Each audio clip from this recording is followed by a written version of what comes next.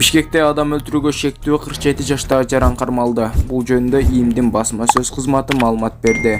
Анда айтылгандай, октябрь рейбинин номер 4-шаардык милиция бөлүмчөсүнүн кызматкерлери Сы Ибраимов жана Лев Толстой көчөлөрүнүн кесилишинде күч колдонулуп каза болгон белгисиз жарандын жансыз денеси табышкан. Окуя болгон жерге кароо жүргүзүүдө ашкана бычагы табылып, тийиштүү экспертизалар дайындалган. Мындан тышкары, маркумдун аты жөнү аныкталып, жакын туугандары тарабынан таануу жүргүзүлгөн. Шектүү катары 9 ноябрда таңкы маалда Малдыбаева жана Ахунбаев көчөлөрүнүн кесилишинен туруктуу жашаган жери жок 47 жаштагы Ныма аттуу Жалал Абад облусунун тургуну кармалган. Ал мурда 2 жолу соттолуп, абактан чыкканына 2 жума болгон. Шектүү убактылуу кармоочу жайына киргизилди.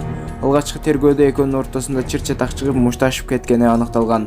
Андан соң шектүү маркумду учак менен сайып качып кеткен.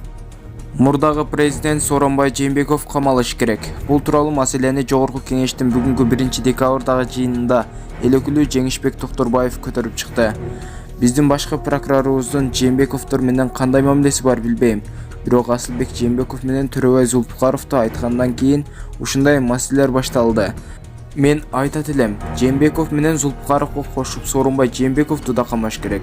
Аны сөзсүз камаш керек. Ал Атамбаев менен чогуу табакташ болуп жүргөндө, анын жакшылыгын көрүп, жамандыгы болгондо бөлөк турушу керекпи? Эгерде прокуратура кызматкерлери ушуларды коргой турган болсо, анда менин да айтчу сөздөрүм бар, деди депутат.